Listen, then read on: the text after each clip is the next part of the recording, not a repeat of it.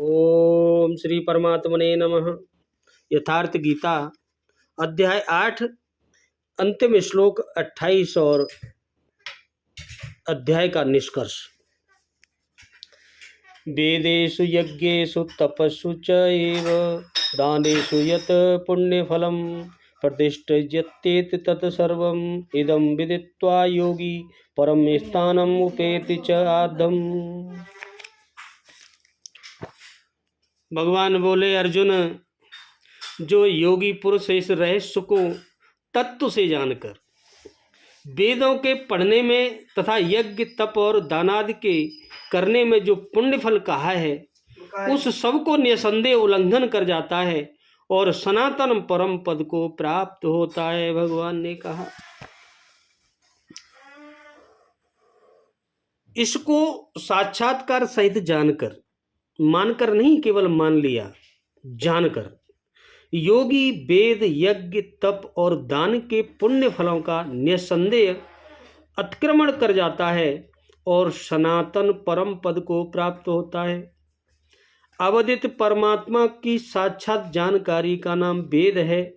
वेद क्या है? जो परमात्मा का साक्षात कर लेता है वही वेद पढ़ लेता है। वह अवधित तत्व जब विदित हो गया तो अब कौन किसे जाने।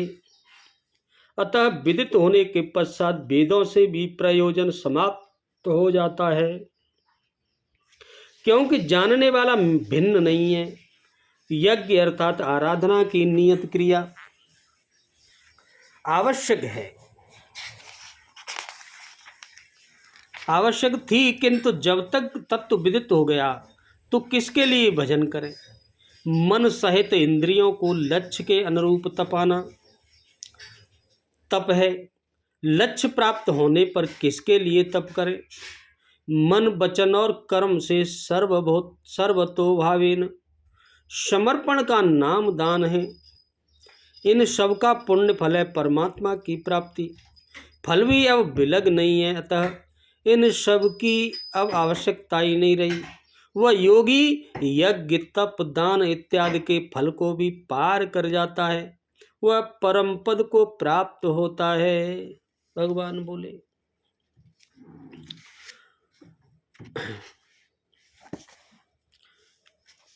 यहाँ योगी किसका वाचक है? भगवत प्राप्ति के लिए जितने प्रकार के साधन बतलाए गए हैं उनमें से किसी भी साधन में श्रद्धा भक्ति पूर्वक निरंतर लगे रहने वाले पुरुष का वाचक है, योगी शब्द है।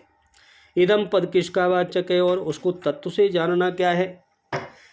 इस अध्याय में वर्णित समस्त उपदेशों का वाचक इदम पद है और इसमें दी हुई शिक्षा को अर्थात भगवान के सगुण निर्गुण और साकार निराकार स्वरूप की उपासना को, भगवान के गुणों को, प्रभाव को और महत्तम को एवं किस प्रकार साधन करने से मनुष्य परमात्मा को प्राप्त कर सकता है, कहाँ जाकर मनुष्य को लौटना पड़ता है और कहाँ पहुँचने के बाद पुनर्जन्म नहीं होता, इत्यादि जितनी बातें इस अध्याय में बतलाई गई हैं उन सब को भली बात समझ लेना ही उसे तत्व से जानना है।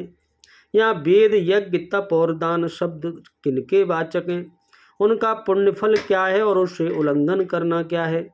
यहाँ वेद शब्द अंगों सहित चारों वेदों का और उनके अनुकूल समस्त शास्त्रों का, यज्ञ शास्त्र विगित हो, पूजन हवन आदि सब प्रकार के यज्ञों का, तप व्रत उपवास इंद्रिय संयम स्वधर्म पालन आदि सभी प्रकार के शास्त्र वेद तपों का और दान अन्नदान विद्यादान क्षेत्रदान आदि सब प्रकार के शास्त्र विदित दान एवं परोपकार वाचक हैं।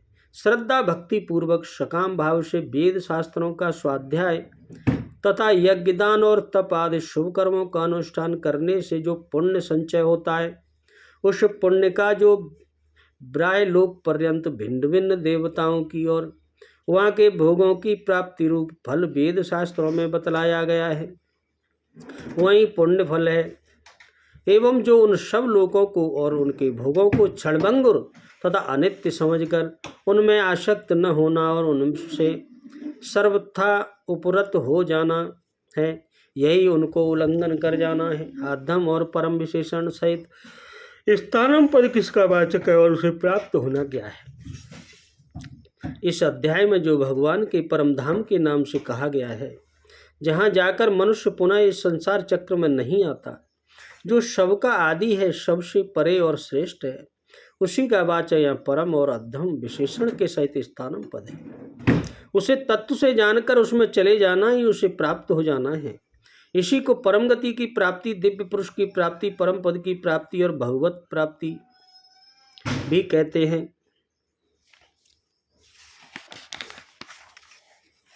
इस प्रकार अध्याय 8 के श्लोक भावार्थ पूर्ण हुआ और इसका निष्कर्ष सुनिए। इस अध्याय का 8वें अध्याय का निष्कर्ष है। इस अध्याय में 5 प्रमुख बिंदुओं पर विचार किया गया, जिनमें सर्वप्रथम अध्याय 7 के अंत में योगेश्वर श्री कृष्ण द्वारा बीजारोपित प्रश्नों का स्पष्ट समझाने की जिज्ञासा से इस अध्याय के आरंभ में अर्जुन ने 7 प्रश्न किए थे भगवान से। जिसे आपने कहा वह ब्रह्म क्या है भगवान, वह अध्यात्म क्या है, वह संपूर्ण कर्म क्या है, और अधिदेव, अधिभूत और अधियज्ञ क्या है, और अंतकाल में आप किस प्रकार जानने में आते हैं, किस कभी विस्मृत नहीं होते। योगेश्वर श्री कृष्ण ने बताया, जिसका विनाश नहीं होता वही परम ब्रह्म है। स्वयं की उपलब्धि वाला परम भाव ही अध्यात्म है। स्वयं की उपलब्धि वाला परम भाव ही अध्यात्म है, जिससे जीव माया के आधिपत्य से निकलकर आत्मा के आधिपत्य में हो जाता है, वही अध्यात्म है। माया के आधिपत्य से निकलकर अपनी आत्मा के आधिपत्य में हो जाता है जीव, वही अध्यात्म है। और भूतों के वे भाव जो शुभ अथवा अशुभ संस्कारों को उत्पन्न करते हैं, उन भावों का रुक जाना, विसर्ग यानी मिट जाना ही कर्म की संपूर्णता है। इसके आगे कर्म करने की आवश्यकता नहीं रह जाती। अतः कर्म कोई ऐसी वस्तु है जो संस्कारों के उद्गम को ही मिटा देती है। इस प्रकार क्षरभाव अधिभूत है, अर्थात नष्ट होने वाले ही भूतों को उत्पन्न करने के माध्यम है। वे ही भूतों की अधिष्ठाता है। परम पुरुष ही अधिदेव है। इसमें देवी संपत्ति विलीन होती है। इस शरीर में अधियज्ञ मैं ही हूँ, अर्थात जिसमें यज्ञ विलय होते हैं वह मैं हूँ। यज्ञ क्या है? आराधना, भजन। यज्ञ का अधिष्ठाता मैं हूँ, वह मेरे स्वरूप को ही प्राप्त होता है। अर्थात श्री कृष्ण एक योगी थे। अधियज्ञ कोई ऐसा पुरुष है जो इस शरीर में रहता है, बाहर नहीं है। अंतिम प्रश्न के अंत समय में आप किस प्रकार जानने में आते हैं? भगवान से कहा अर्जुन ने। उन्होंने बताया, जो मेरा निरंतर स्मरण करते हैं,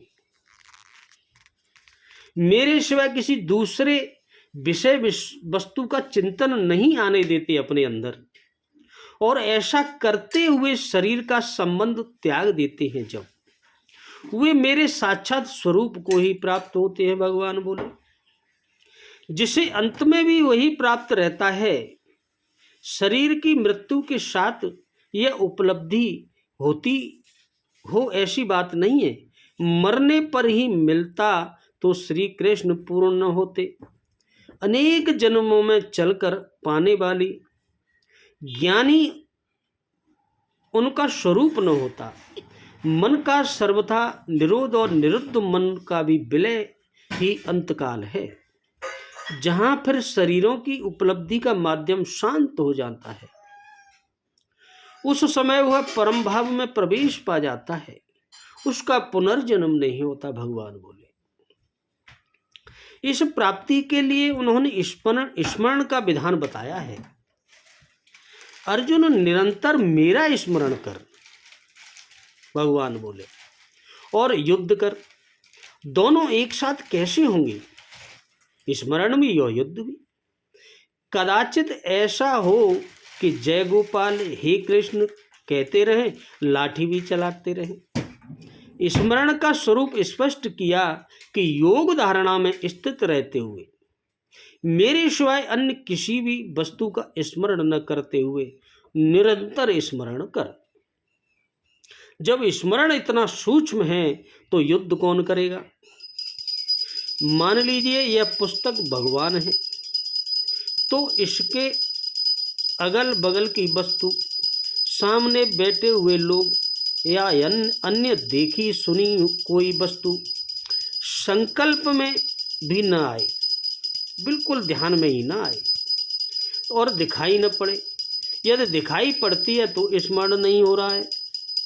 ऐसे स्मरण में युद्ध कैसे संभव है? वस्तुतः जब आप इस प्रकार निरंतर भगवान का स्मरण में प्रवृत्त होंगे तो उसी क्षण युद्ध का वही सही स्वरूप खड़ा होता है। उसी क्षण युद्ध का सही स्वरूप खड़ा होता है। वो युद्ध कौन सा होता है? जो तुम्हारे अंदर चलता है।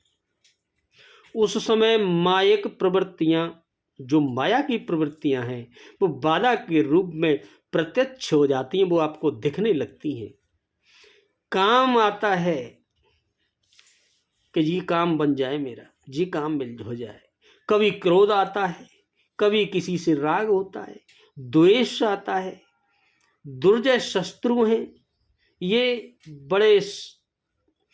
शत्रु स्मरण करने नहीं देते भगवान का। यही शत्रु हैं, बाहर कोई शत्रु नहीं। यहाँ पर यह तो जीवन के आदान प्रदान है। बाहर तो जो अंदर काम क्रोध राग द्वेष हैं, यही सबसे बड़े शत्रु हैं। यही भगवान के स्मरण में बाधा बनते हैं। जब आप स्मरण करेंगे तो यह बाधा के रूप में आपको स्मरण नहीं करने देंगे भगवान का। इनसे पार पाना ही युद्ध है, यही युद्ध है। अगर इनसे आप पार पा गए, काम क्रोध राग द्वेष से, तो आप युद्ध जीत गए। इन शत्रुओं के मिट जाने पर ही व्यक्ति परम गति को प्राप्त होता है। बोलो राधे।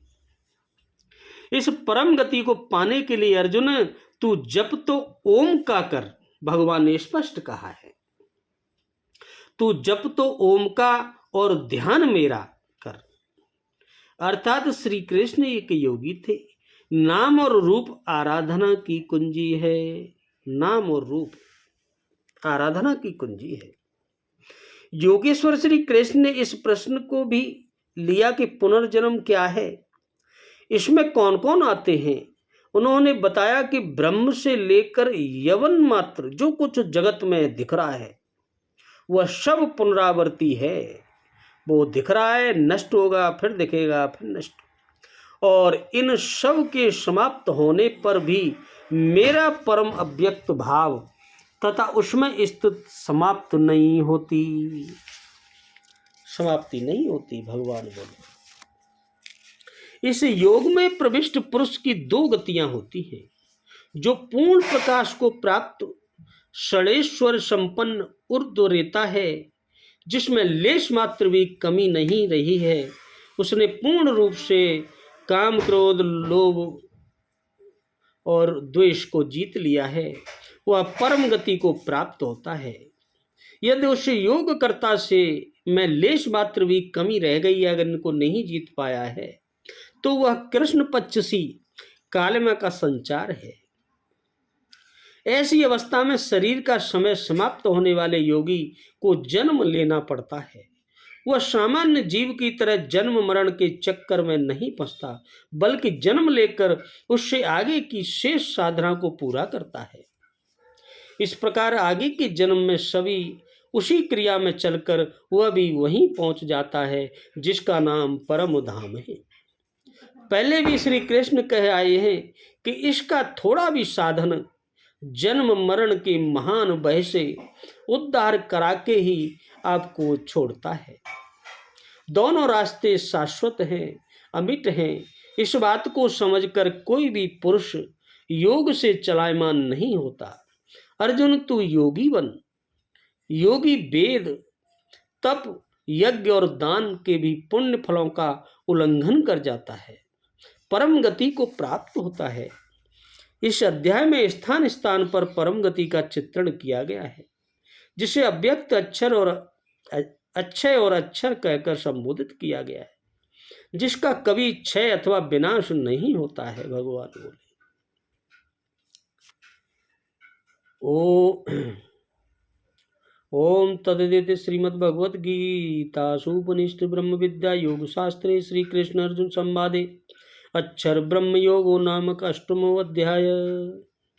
इस प्रकार श्रीमद् परमहंस परमानंद जी के शिष्य स्वामी अड़गड़ानंद कृत श्रीमद् भगवत गीता के भाष्य यथार्थ गीता में अक्षर ब्रह्मयोग नामक 8वां अध्याय आज पूर्ण होता है। हरि ओम तत्सत। ओ